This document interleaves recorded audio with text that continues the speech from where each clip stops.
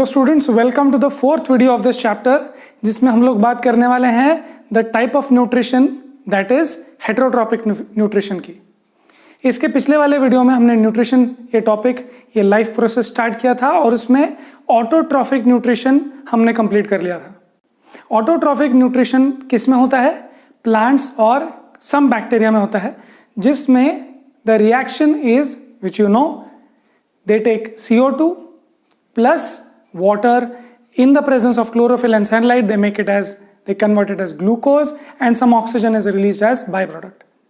तो ये सारी डिटेल्स हमने पिछले वीडियो में किया था, तो आप चाहो तो वीडियो नंबर 3 इसके पहले वाला देख सकते हो। इस वीडियो में हम लोग बात करने वाले हैं the other type of mode of nutrition that is not using sunlight but using the readymade food made by the plants और indirectly using the food made by the plants, that is heterotrophic nutrition।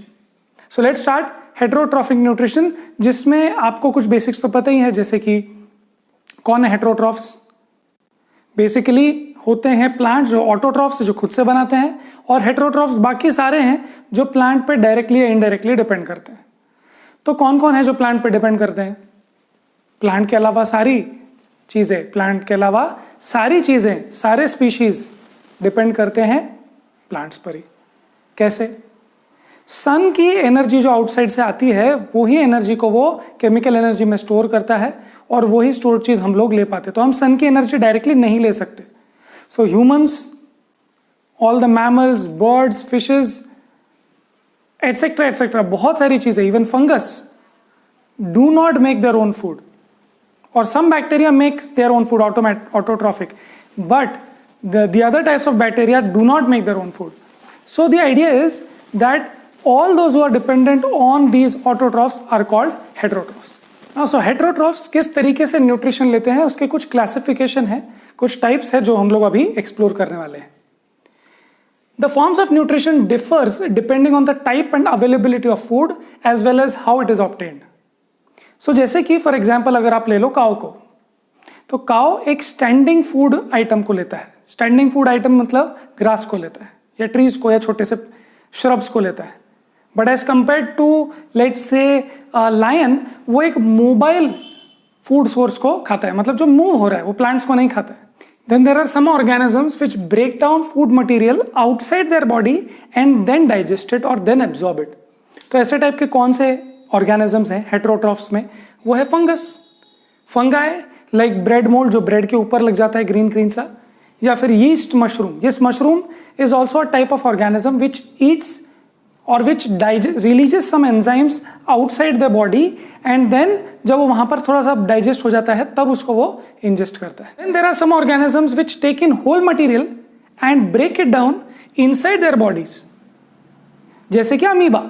Amoeba पूरा की पूरा food source अपने body में ingest कर लेता है, endocytosis कर लेता है, जो आपने 9th स्टैंडर्ड में पढ़ा होगा, और फिर उसको अंदर पूरा डाइजेस्ट करता है। ऐसा नहीं कि बाहर कुछ रिलीज करके, एंजाइम्स रिलीज करके बाद में एब्जॉर्ब करता है, वो पूरा ही ले लेता है और बाद में अंदर पूरा उसको वो डाइजेस्ट करता है।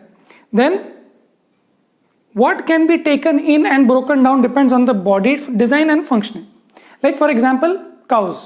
Cows, of course, they eat stationary grass. But what another classification is that they take in the whole material and then digest it inside. Humans also do the same. But what is the difference between cows and humans in terms of nutrition is that what can be taken in and broken down depends on the body type and functioning.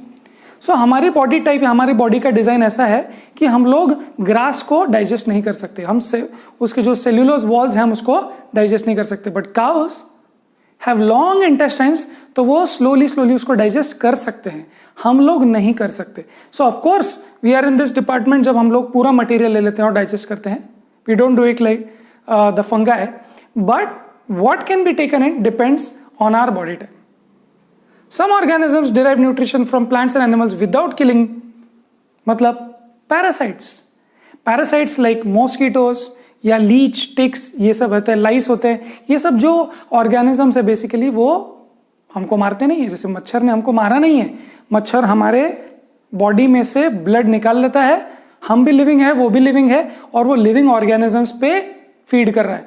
तो basically without killing वो उसको nutrition मिल रहा है, heterotrophic nutrition मिल रहा है, तो उस category में लीच भी आता है। लीच भी ब्लड एब्जॉर्ब करता है, लाइस भी वही करता है, टिक्स भी जो खटमल होते हैं वो भी वही करते हैं, राइट। सो बेसिकली हेटेरोट्रॉफ्स जो होते हैं वो ये सारी कैटेगरीज में आ सकते हैं। क्या क्या कैटेगरीज है फिर से एक बार देखते हैं। हम लोग किस टाइप का न्यूट्रिशन लेने वाले हैं। देखो प्लांट्स तो बेसिकली सनलाइट लेता है, क्लोरोफिल होता है, उसका फिक्स्ड है, बट हेटेरोट्रॉफ्स में अलग अलग टाइप्स है ना। तो स्टेशनरी ग्रास या मोबाइल आइटम्स ले सकते हैं। देन देयर आर फंगाई जो आउटसाइड ही उसको डाइजेस्ट करके फिर इंजेस्ट करते हैं। Then there are things which take in and digested inside, and then there are things organisms which do not kill the food item but only act as parasites, जो उसको without killing ही उसमें से nutrition ले लेते हैं। चलो अब इस स्लाइड को हटा देते हैं और मिलते हैं नेक्स्ट स्लाइड में, जिसमें हम लोग बात करने वाले हैं कुछ और इंफॉर्मेशन पे। चलो, so how do organisms obtain their nutrition में हम लोग बात करने वाले हैं 2 ऑर्गेनिजम्स की, जो कि सिंगल सेल्ड ऑर्गेनिजम्स हैं, वो है अमीबा और पैरामीशियम। सो कुछ डायग्राम्स होंगे जो मैं आपको इमेज के द्वारा तो दिखाते ही रहूंगा, सो आप उसको रेफर कर सकते हैं। Different organisms have different digestive systems. So of course multicellular organisms कैसे हैं, even especially humans का कैसे digestive system चलता है, वो तो हम नेक्स्ट वीडियो में देखेंगे। एंटायरली लंबा वीडियो होगा जिसमें हम लोग पूरे ह्यूमन डाइजेस्टिव सिस्टम की बात करने वाले हैं। बट डिफरेंट, जैसे हमने देखा काऊ का अलग डाइजेस्टिव सिस्टम है, बहुत लॉन्ग इंटेस्टाइन्स है, तो वो लेट्स से प्लांट्स के सेल्यूलोज वगैरह को भी डाइजेस्ट कर सकता है, but humans can do that. So different organisms have different digestive systems. In single celled organisms, food may be taken in by the entire surface. तो इसमें हम लोग 2 एग्जांपल्स देखने वाले हैं, एक है अमीबा और एक है पैरामीशियम। सो अमीबा क्या करता है? अमीबा करता है एंडोसाइटोसिस या फैगोसाइटोसिस। सो बेसिकली वो बाहर के फूड आइटम को अपने सेल के शेप चेंज करके, ना अभी तो आपको जो है दिख रहा है वो 2D दिख रहा है, बट बेसिकली वो होता तो 3D है ना। उसके पास वो सिर्फ फ्लैट नहीं है, उसका थिकनेस भी होता है। So it's basically a 3D cell.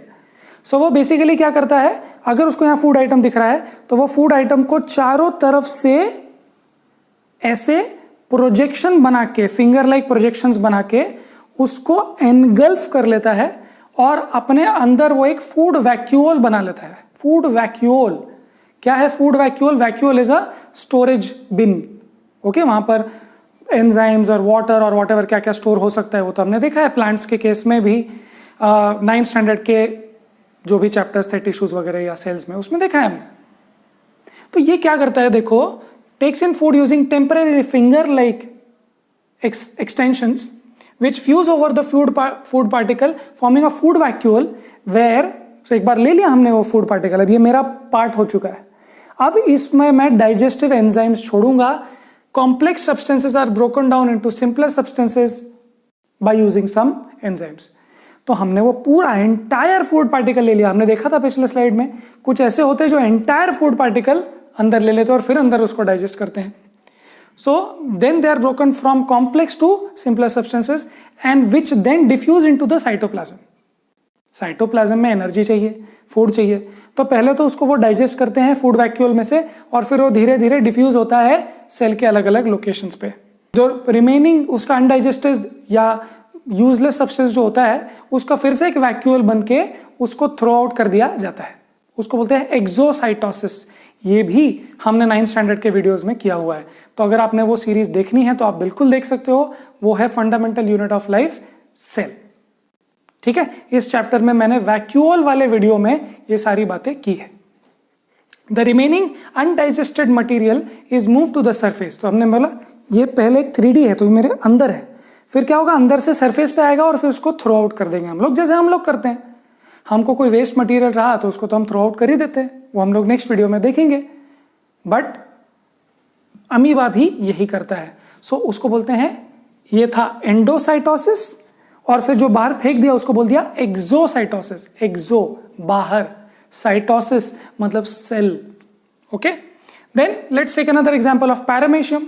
Paramecium has a definite shape and food is taken at that specific spot.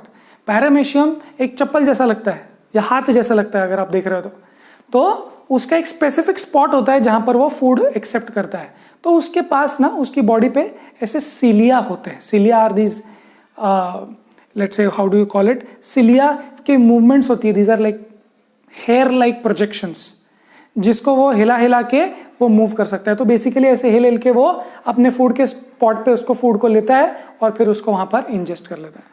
और फिर वही बात है, अगर वेस्ट मटेरियल होगा तो उसको वैक्यूल के द्वारा उसको बाहर कर देगा। तो ये तो हुई बात सिंगल सेल ऑर्गेनिजम्स की। मल्टी सेल्यूलर ऑर्गेनिजम्स की बात क्या है, उनकी तो बात ही अलग है। उनकी पूरी बॉडी खाना एब्जॉर्ब करने में, उसको डाइजेस्ट करने में और फेंकने में नहीं लगी रहती।